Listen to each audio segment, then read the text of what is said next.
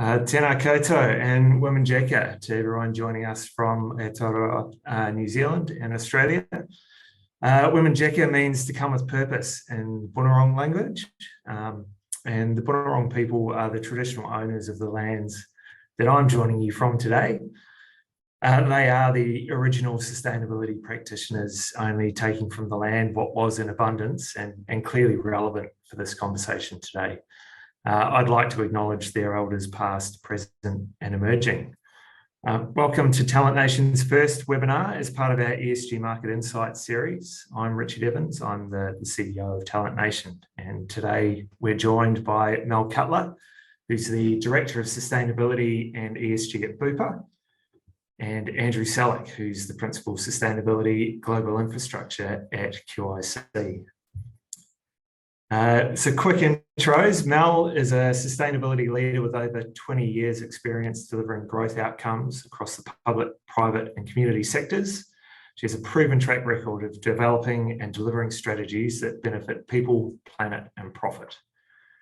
She's worked across sustainability and related finance roles within ANZ Banking Group, Clean Energy Finance Corporation, Great Barrier Reef Foundation and Australian New Zealand governments, as well as specialist consultancy firms. She's currently the chair of Invertebrates Australia. She's an advisory board member for the Melbourne Energy Institute, as well as a former deputy chair of the Yarra Energy Foundation and former ANZ Community Foundation board member. Joining Mel is Andrew Sellick, who joined QIC in January 2021. As the Principal Sustainability. Andrew's role is to drive positive returns in portfolio companies through the integration of sustainability into investment decisions and active asset management. He brings 20 years experience in helping major Australian organisations deliver social, economic, environmental and commercial value. Prior to joining QIC, Andrew was the General Manager, Sustainability, Corporate Responsibility and Government Affairs at Virgin Australia, and prior to this was with Australia Post and Qantas Airways.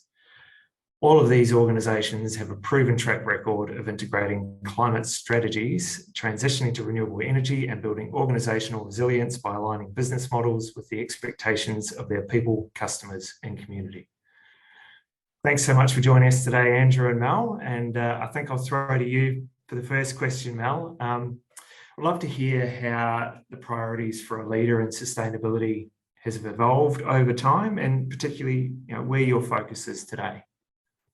Thanks, Rich, and thanks to the Talent Nation team for inviting me on today's call. Before I begin, I'd also like to extend my acknowledgement and respect of the traditional owners, and I'm dialing in from Port Melbourne, which is the traditional lands of the Yalukit Willam people of the Kulin Nation. And I always love mentioning that before I talk about sustainability, because you're right, like the First Nations people of Australia truly were the first sustainability practitioners. And I think there's always elements that we can learn as far as sustainable land management and other facets of sustainability as well, which really come into the roles that we perform as sustainability practitioners. So before everyone joined on the line, I was chatting to Andrew and Rich about when we first met. And for Andrew and I, it was actually about 20 years ago when I was working for the Australian government at the time and Andrew with Qantas, and we were working together on getting Qantas certified as carbon neutral through the Australian government program. And there is just so many things that have changed between then and now, but even more broadly when I was starting to consider what I wanted to be when I grew up and what degree to kind of choose at university. And I chose sustainability, which at that time I felt like I was committing to a fringe role on the edge of society, because the roles that existed back then, the roles that existed now did not exist back then.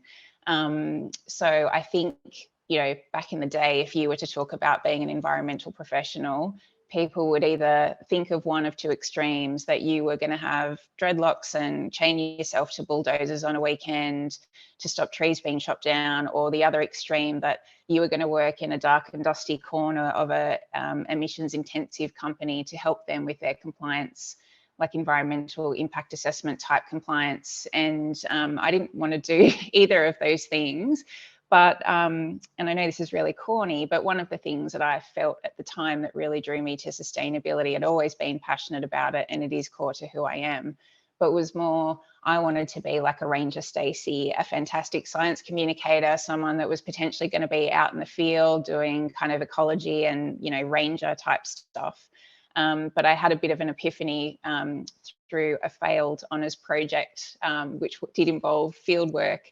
And it was 2 a.m. one morning in the middle of nowhere outside of Canberra in the bush, where I just had a very emotional moment trying to capture and microchip these Australian native animals for an honours project. And I just thought, this is not for me and I have to find a new dream. So it is very fortuitous that I find myself in a position that I can sit with kind of esteemed colleagues in a call like this and talk about sustainability, because it has changed hugely.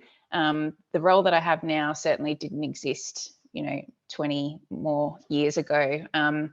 So I think the changing focus, as I mentioned, has gone from maybe one of sustainability professionals focus on compliance functions to now we are multifaceted in our skills. So we have to be constructive agitators, we've got to be good communicators, we've got to facilitate different people within an organisation to get together, we've got to be corporate strategists, subject matter experts. There's a whole host of things that we need to do as sustainability professionals that we didn't have an opportunity to do back in the day. So the focus for me at the moment is very much around strategy and capacity building. I think that's probably the same for a lot of people, where everyone has to have that shared and unified vision that we're all working towards so that you can truly embed sustainability across an organisation, not just those sustainability labelled roles that might sit within a couple of teams. So the strategy is really important, and the capacity building is just as important so that you truly can ensure that every single person in an organisation knows how to identify sustainability, opportunity and risk specific to their area, and that they've got enough sustainability literacy to be able to talk about those risks and opportunities, engage with their stakeholders as well. So that's how I think things have changed. Brilliant. Sounds like your Ranger Stacey moment is quite similar to my Forrester Rich moment that I had about 25 years ago as well. So Andrew, I guess it would be great to understand, you know, what you're seeing at the moment, and I guess more importantly, what's coming down the pipe over the next 2 years. There's a lot happening in this space at the moment. So where do you see the priorities for sustainability leaders over the next 2 years? Yeah, thanks, Rich. And I think why don't I start with kind of where my priorities are in my role, and I can kind of outline how I think that might be pretty consistent across other sustainability professionals. So for those that don't know QIC, we are an investment manager, and within the infrastructure team, we invest directly in infrastructure assets across energy and utilities, transport, logistics, and social businesses. And we're a long-term active asset manager. So we invest in these companies because we hope that and drive them to deliver resilient returns over a long period of time. And those returns are for superannuation funds, our clients. And many of you on the call today, you know, we're looking after the quality of your retirement through the work that we undertake. And so my role within that team is first and foremost to help our investment teams ensure that those investment decisions they make today are going to deliver those resilient returns, not just next year, but in 5, 10, and 20 years' time. And helping, as Mel said, build the capability and capacity of those investment teams to understand the financial dimensions of, you know, the environmental and social impacts that we're used to looking at in those companies.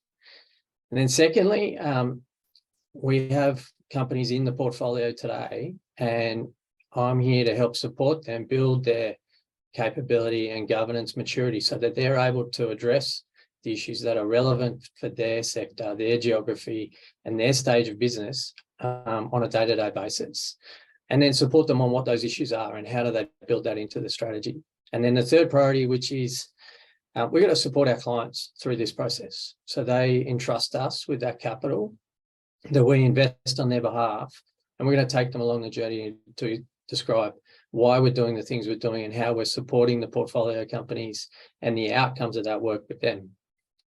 And if I was back within an organization, whether I was in Virgin or somewhere else, I think it'd be very similar, right? I think now the priority's got to be around how do you bring these dimensions into the strategy of the company? How do you ensure that that strategy is fit for purpose and will address those opportunities and risks, both now and into the future? And I think by doing that and getting those foundations right, mean that those companies, have got the foundations in place. And so therefore any regulations or market dynamics, won't impact them because they're not a surprise. So they ultimately won't be playing catch up. And then I think the other translation is that as sustainability professionals, you got to talk to your investors. You got to talk to those people who have an interest in your business and demonstrate how that strategy is actually going to address those issues and deliver returns, but back it up with data, right? It's got to be an evidence-based approach. And again, if you get these foundations right, you're prepared for whatever the thirst for data that seems to be, unable to be quenched at the moment. And whether it's from regulators, investors, or just advocacy groups, you're already starting, with a really strong position. Right. I might just jump off script slightly, but the two of you have worked in like some of the biggest brands in the country. So you've seen and organisations that are leaders in this space. So as your roles have evolved and shifted and grown, I'd love to know what advice you might have for people stepping up into these roles, because there's a lot of people that want to step up into a chief sustainability officer or a head of ESG role, and that role has shifted over the last 5-8 years. So I'd love to know what advice you've got for people looking at that trajectory as to where they should be focusing their attention to maybe build that capability. I'll have a go. There's so many ways to tackle this question. So I'll share some sentiments, and I'm sure Andrew will have some great ideas as well. So I think for people who have come to sustainability, so they might have done some tertiary studies and then progressed as a sustainability practitioner in the traditional way, my advice to people like that is keep doing what you're doing. You're doing an amazing job, and that was certainly my pathway as well. One of the biggest there's two things that I've had to learn. So firstly, it is fantastic to be a subject matter expert, but don't let that be a strength overplayed, because one of the reasons that ESG and sustainability is so mainstream now is because as a kind of sector, we've been really successful in being to translate to other languages in the workplace or in the economy more broadly. So try and remember to provide your subject matter expertise in a way that would be accessible to someone that works in a finance team or in a communications team or in a strategy team or something like that, because that's the power of sustainability, to be able to translate across all those facets. My second piece of advice, and I've just lost my train of thought because I can hear my sick husband coughing in the background, which I'm really sorry about if that's coming through the line. So the second piece of advice would be, oh boy, I'm sorry, Andrew, you're going to have to take over and I'll come back to it. I'll jump in. Now, I think, in hindsight, you look back at your career and you go, well, there were certain things that were happening at the time that you thought, weren't ideal. One of those was, in the organizations I worked for, I had many, many different bosses. I sat within many different parts of the organization, from procurement to finance to strategy to operations to safety to people. And I think in hindsight, that gives you experience, and it helps with that understanding of the sustainability issues, but converting that into what is the most important commercial overlay on the organization. So I think sustainability professionals, I don't subscribe to the thought that we're going to be out of a job anytime soon, and that everybody else in the organization will have sustainability in their title and everyone will be doing it. You're always going to need somebody to be looking over the horizon, somebody to identify those emerging issues or opportunities, and then bring it back into the corporate strategy and the prioritization of the business. But you can't do that unless you know how the business operates. What are the key drivers? What are the financial levers that the business pulls, which delivers values over the long term, and how culturally do you integrate that?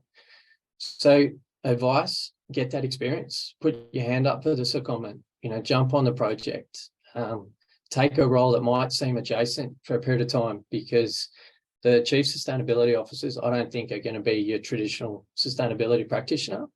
They'll be your executive who's going to draw on, those subject matter experts that Mel spoke to.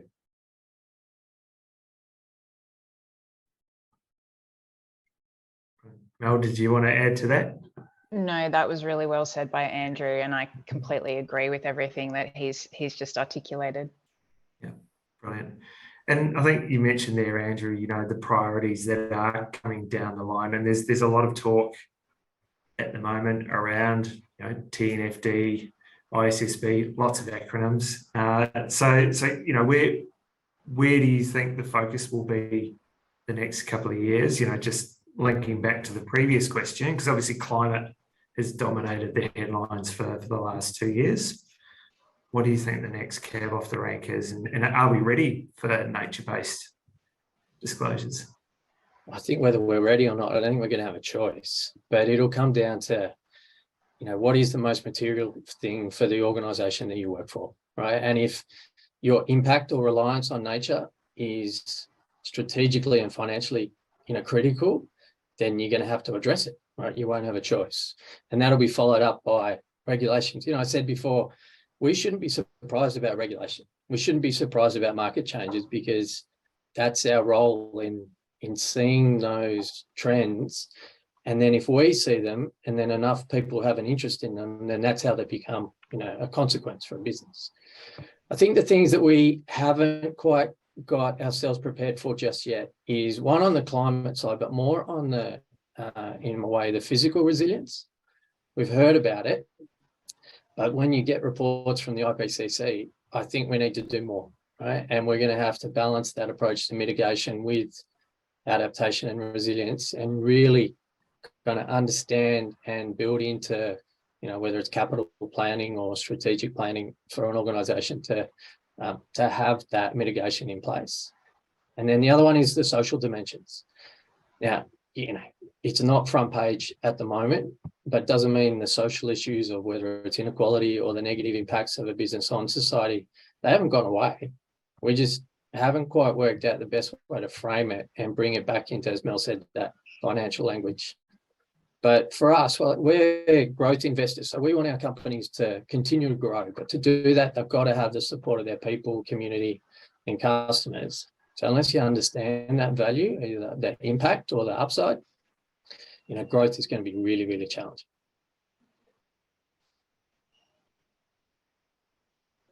Right. So I'll target this next one at you, Mel. So, off the back of International Women's Day a couple of weeks back, the gender pay gap is something that always comes up, and we release our annual remuneration report. And I know I can rely on you for a comment whenever we release it, Mel. And we saw from our last report that there's a 6% pay gap between males and females. We did some further analysis around that and found that people that had changed roles in the last 2 years, females are actually paid 0.7% higher than males. So, which is what we see within the recruitment industries when we are recruiting. So, moving roles is not necessarily the best solution for an organisation to address things, and particularly in a time when there is high demand for talent. So, love your thoughts on what you're seeing or what you've seen in your organisations to address this gap, and how do we make sure that we continue to progress in the right direction.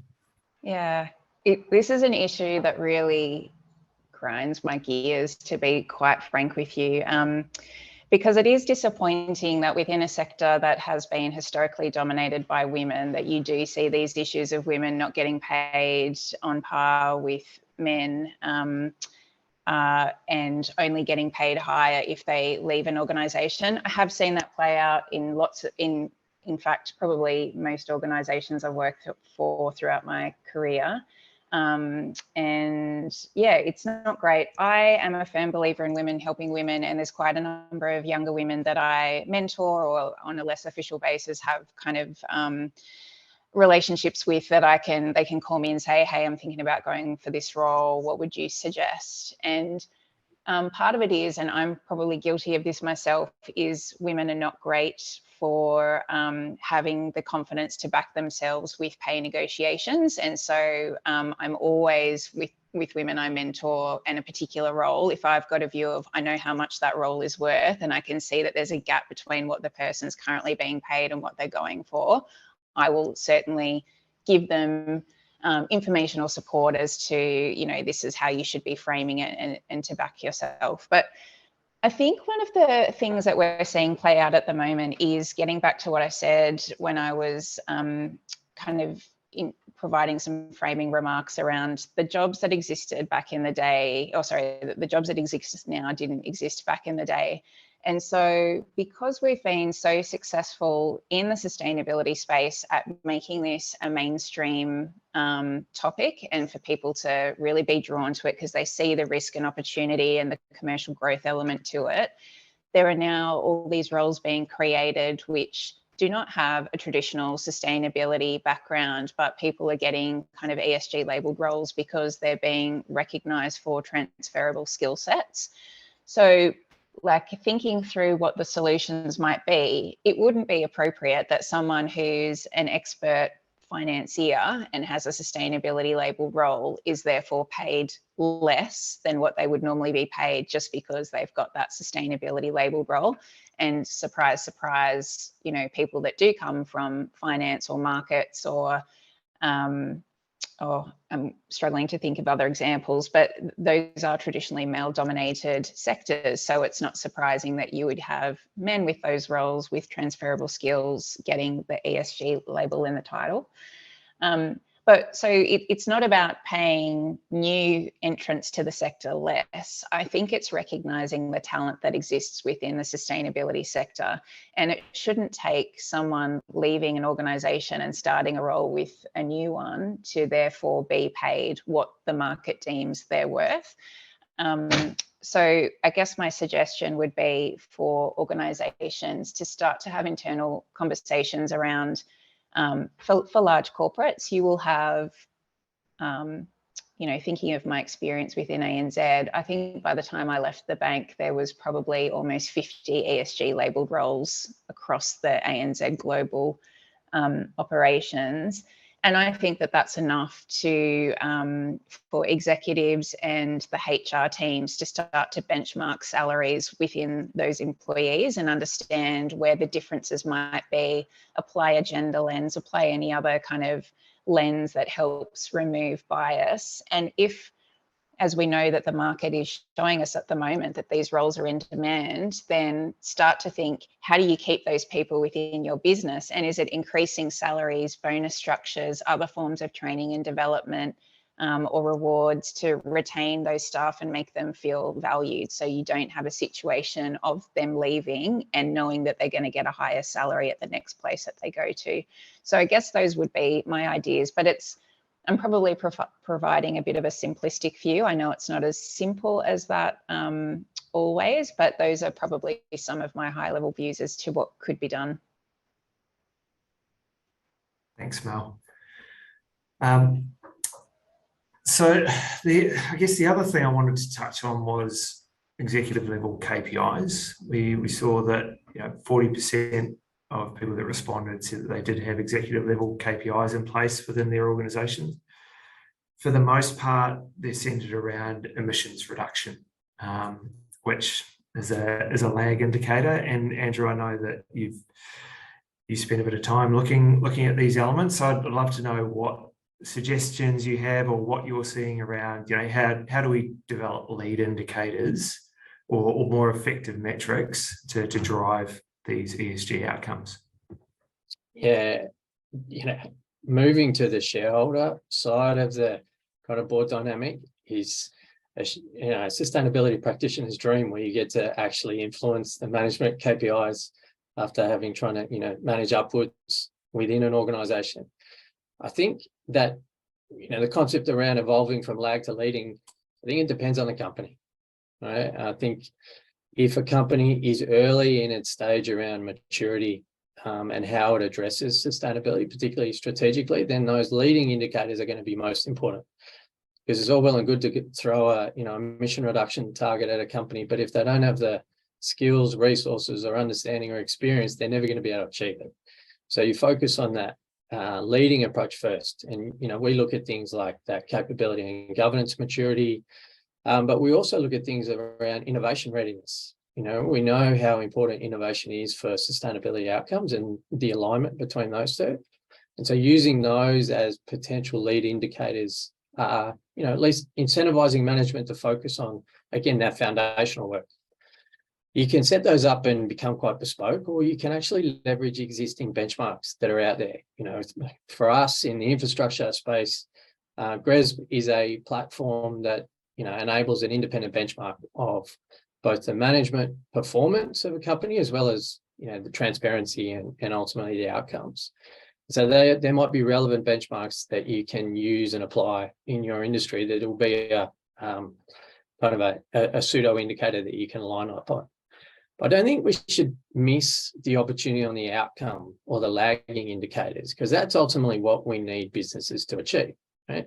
But there's a nuance to it. And I think we will see a fair bit of innovation around target setting in this space, because you'll need the alignment of that environmental social outcome, but tie it really closely to a shareholder return.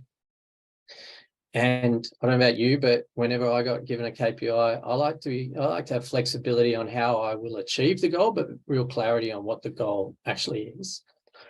And an example that we've been focusing on, one of the investment sectors that we look at is airports. And a management KPI that we've been pursuing and implemented is around avoiding operating restrictions on that airport. So no new curfews, no movement caps. And this is a global trend that we're seeing.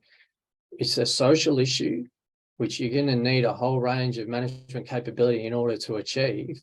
But if you have an operating restriction, that impacts the shareholder returns. So that alignment of key outcomes, I think, gives management flexibility, but we know points the company in the direction we want it to go.